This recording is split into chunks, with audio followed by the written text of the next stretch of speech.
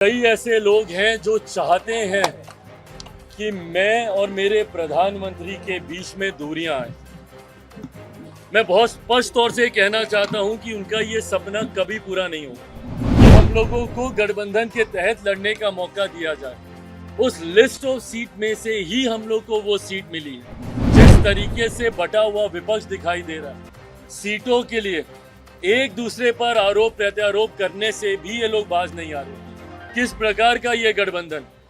नमस्कार, मैं हूं श्रुति और आप देख रहे हैं इम्पैक्ट लाइव। लोक जनशक्ति पार्टी के प्रदेश कार्यकारिणी की बैठक हुई। प्रदेश कार्यकारिणी की बैठक की अध्यक्षता पार्टी के राष्ट्रीय अध्यक्ष चिराग पासवान ने किया। इस बैठक में 28 नवंबर को पटना के गांधी मैदान में बैठक को लेकर चर्चा हुई। केंद्रीय मंत्री चिराग पासवान ने कहा कि पार्टी के स्थापना दिवस के दिन 28 नवंबर को पटना के गांधी मैदान में बड़ी रैली करने वाले हैं। रैली को सफल बनाने के लिए कार्यकर्ता अभी से तैयारी शुरू कर दिए हैं। झारखंड विधानसभा चुनाव में लोक जनशक्ति पार्टी को एक सीट मिलने से पार्टी के राष्ट्रीय अध्यक्ष चिराग पासवान खुश हैं। पार्टी पटना के गांधी मैदान में एक बड़ी रैली का आयोजन करने जा रही है। एक लंबा समय हुआ जब हमारे नेता आदरणीय रामविलास पासवान जी थे, उस वक्त पार्टी ने आखिरी बार गांधी मैदान में बड़ी रैली का आयोजन किया था। उसके बाद इस बार हम लोग ये आयोजन करने जा रहे हैं। चुनावी वर्ष भी है।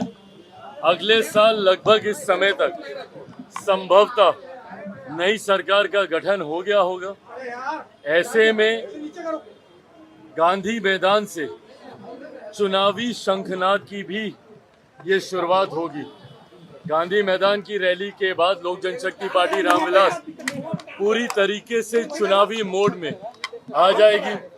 प्रत्याशियों के चयन की, सीटों के चयन की, ये तमाम प्रक्रियाएं इस रैली के बाद शुरू हो जाएंगी।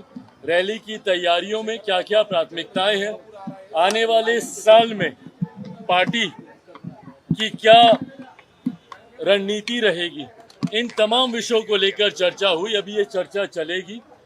हमको दिल्ली वापस जाना है, मंत्रालय का कार्य है, पर अभी ये बैठक कुछ समय और चलेगी और तमाम लोगों को जिम्मेदारियां तय कर जवाबदेही बांधने की सोच के साथ आज का ये कार्यक्रम बुलाया गया है।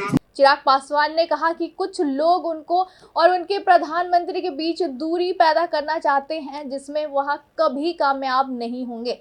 प्रधानमंत्री के साथ किसी भी तरीके के विवाद में जाएं, वह संभव नहीं है। उन्होंने कहा है कि बीजेपी ने बिहार के बाहर भी हमारी पार्टी के साथ गठबंधन किया और एक सीट दी गई। बीजेपी ने वही सम्मान दिया है जो मेरे पिताजी स्वर्गीय रामविलास पासवान को देती थी। कई ऐसे लोग हैं जो चाहते हैं कि मैं और मेरे प्रधानमंत्री के बीच में दूरियां आए। मैं बहुत स्पष्ट तौर से कहना चाहता हूं कि उनका ये सपना कभी पूरा नहीं होगा। मैं मेरे प्रधानमंत्री से किसी भी तरीके के विवाद में जाऊं, ये संभव ही नहीं। मैं भी कई जगह देखता हूं कि झारखंड को लेकर एक सीट दी तो चिराग पासवान नाराज हैं। मेरी पार्टी ना सिर्फ खुश बल्कि पूरी संतुष्ट है कि भारतीय जनता पार्टी ने एक दूसरे राज्य में भी लोक जनशक्ति पार्टी रामविलास को वही सम्मान देने का काम किया जो सम्मान वो हमारे नेता आदरणीय रामविलास पासवान जी के रहते हुए देती थी। उन्होंने बल्कि इस बार तो और सम्मान को बढ़ाने का काम किया गया। 2014 में भी हम लोग को एक सीट दी गई थी झारखंड में लड़ने के लिए, शिकारी पारा की वो सीट। उस वक्त पार्टी बहुत ज़्यादा संतुष्ट नहीं थी उस सीट के चयन से। इस बार मुझे खुशी इस बात की है कि जो सीटें हम लोगों ने चुनी थी उसी में से हम चाहते थे कि हम लोगों को गठबंधन के तहत लड़ने का मौका दिया जाए। उस लिस्ट ऑफ सीट में से ही हम लोग को वो सीट मिली है। तो जब हम लोग की पसंद की सीट हमें मिली है, पार्टी पूरे जोश उत्साह के साथ हम लोग वहाँ पर चुनावी रण में उतरेंगे, जहाँ इस बात को मैं सुनिश्चित करूँगा कि लोजपा अपनी चतरा की सीट तो जीतेगी ही जीतेगी, पर हम लोगों की अहम भूमिका भाजपा और गठबंधन को बाकी सीटों पर भी जीत दिलाने को लेकर होगी। चिराग पासवान ने झारखंड में सीट शेयरिंग को लेकर इंडिया गठबंधन में हो रहे विवाद पर कहा कि झारखंड में वह किस तरीके का गठबंधन है जहां कांग्रेस और राजद एक दूसरे पर खुलकर आरोप लगा रहे हैं। जो गठबंधन एक दूसरे के साथ रहते हुए खुलकर सम्मान नहीं दे पा रहा है, वो वोटरों और अपने कार्यकर्ताओं को एक दूसरे के प्रति सम्मान देने को कैसे कन्विंस करेंगे। जिस तरीके से हरियाणा में इंडिया गठबंधन की हार हुई, उस तरीके से झारखंड में भी उनकी हार होगी। जिस तरीके से बटा हुआ विपक्ष दिखाई दे रहा, सीटों के लिए एक दूसरे पर आरोप प्रत्यारोप करने से भी ये लोग बाज नहीं आ रहे।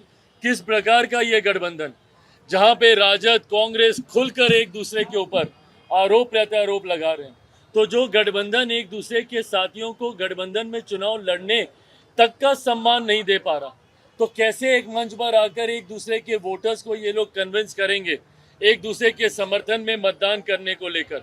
मैं मानता हूं तथाकथित इंडी अलायंस की एक बड़ी हार, जैसे हरियाणा में देखने को मिली, एक बड़ी हार झारखंड चुनाव परिणामों के बाद देखने को मिलेगी। और एक मजबूत एनडीए की सरकार जो आज की तारीख में जरूरत है झारखंड के विकास को लेकर, वो सरकार हम लोग झारखंड में बनाने जा रहे हैं, इसमें कहीं कोई संदेह। ऐसे ही तमाम खबरों के लिए देखते रहिए इम्पैक्ट लाइव। शुक्रिया।